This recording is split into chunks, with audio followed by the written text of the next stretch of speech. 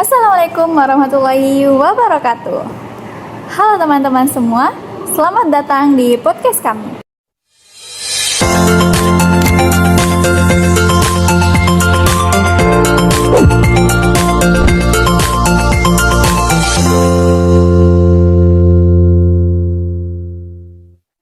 Perkenalkan, saya Kurnia Ramadhani sebagai host pada podcast kali ini. Oke teman-teman, kali ini kita akan ngobrol santai. Dengan tema bahasa Arab teman-teman. Tapi sebelum itu, tentu saya butuh partner teman-teman. Partner untuk ngobrol mengenai bahasa Arab teman-teman. Dan saya kedatangan bintang tamu yang sangat luar biasa ini teman-teman. Saya akan memperkenalkan bintang tamu kita terlebih dahulu. Halo Kaumul. Hai. Gimana nih kabarnya hari ini? Alhamdulillah baik. Oke, mungkin Kaumul bisa memperkenalkan diri terlebih dahulu kepada teman-teman. Halo teman-teman, kenalin nama saya Ummul Khairah dari jurusan Bahasa dan Sastra Arab semester 5.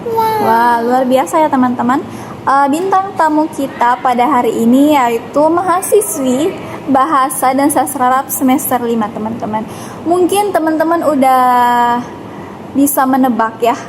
Tidak teman-teman. Tadi saya sudah memberitahu terlebih dahulu tentang tema ini, jadi tidak usah ditebak.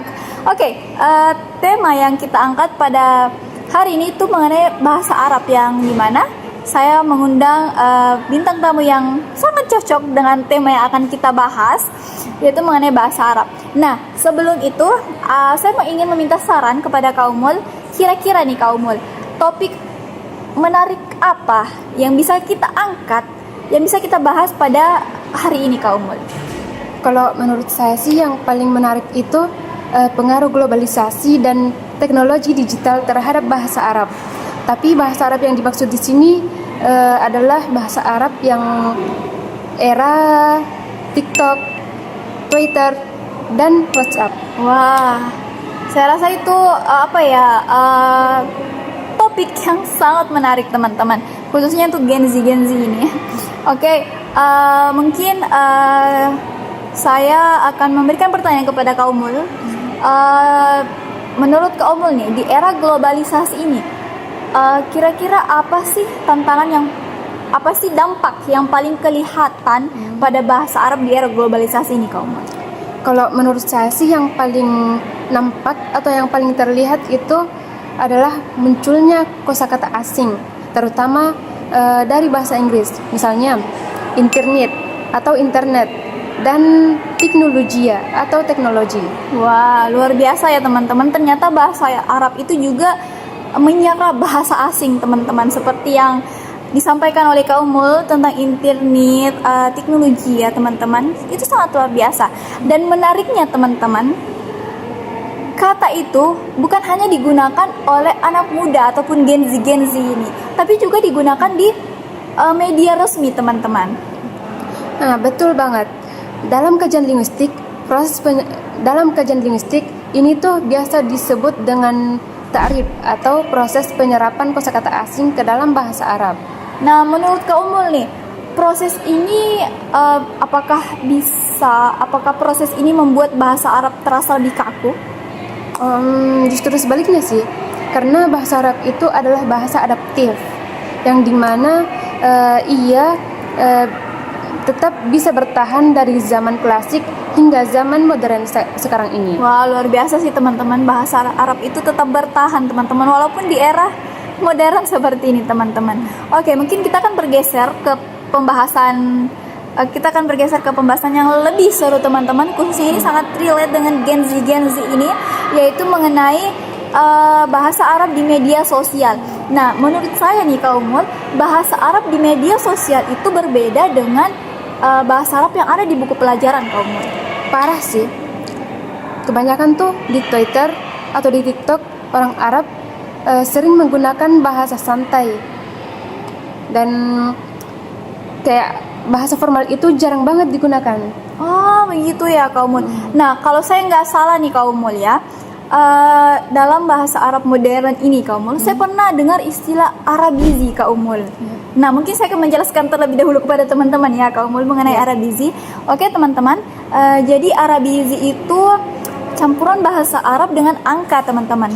Misal nih contohnya teman-teman ya, huruf Ain itu sama dengan angka 3. Misal kata Arabiyah itu maka dalam tulisan teman-teman itu akan berubah menjadi angka 3 terus Arabiyah. Jadi huruf Ainnya itu diganti menjadi angka 3 teman-teman, begitu.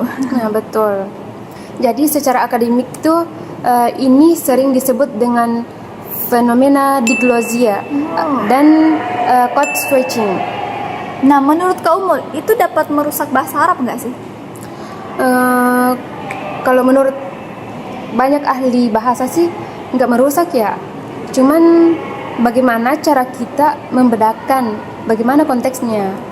Oh, jadi yang saya tangkap teman-teman dari apa yang disampaikan oleh Kak Umul, jadi masalahnya itu bukan pada bahasa Arabnya teman-teman, tapi pada bagaimana cara kita menggunakan bahasa Arab tersebut.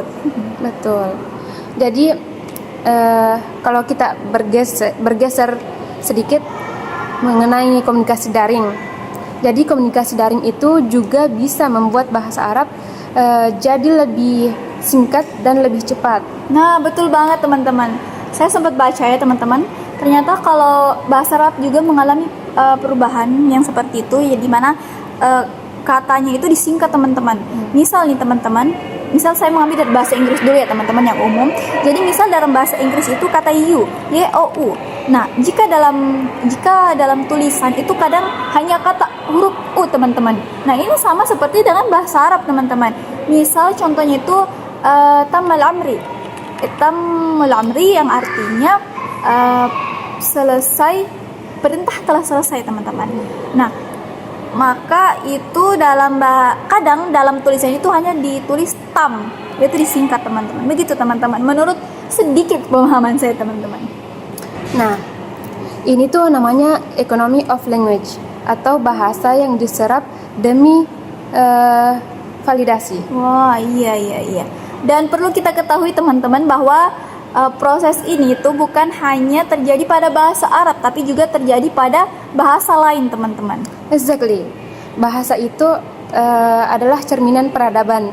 Jadi jika peradaban itu semakin cepat, maka otomatis bahasa itu juga ikut semakin cepat.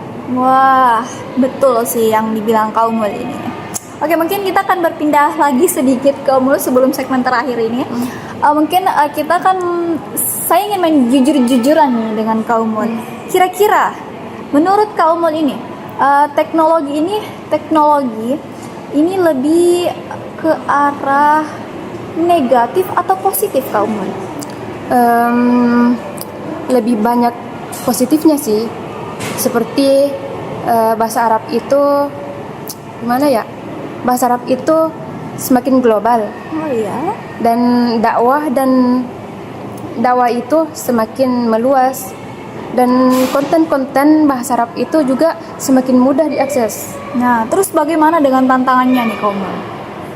Kalau tantangannya sih tantangan literasi ya. Oh, iya. Karena kita itu harus mengetahui kapan kita akan menggunakan bahasa formal dan kapan kita akan menggunakan bahasa santai. Wah, keren, luar biasa sih. Pembahasan yang disampaikan oleh Kak Umul ini sangat luar biasa. Jadi bisa saya mengambil kesimpulan ya Kak Umul.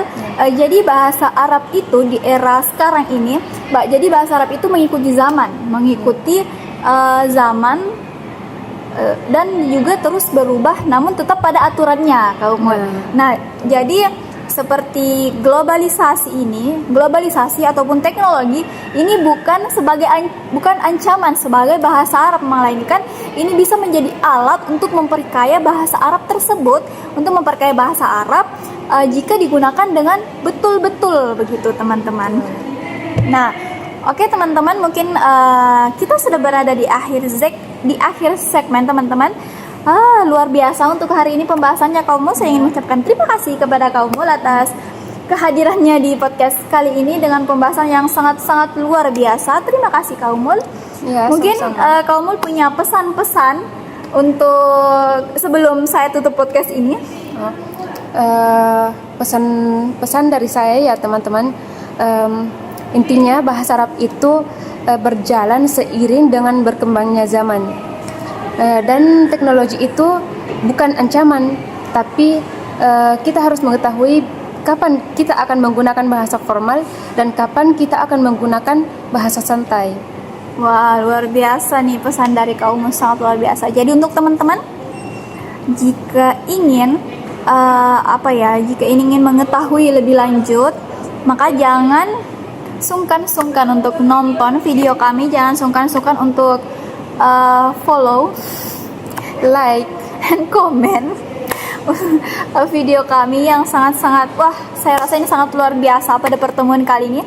Oke, jadi mungkin hanya ini yang bisa saya sampaikan pada podcast kali ini. Saya rasa sudah selesai kamu. Saya mengucapkan terima kasih kepada kamu Ya, sama-sama. atas kehadirannya. Untuk teman-teman, saya pamit undur diri. Assalamualaikum warahmatullahi wabarakatuh.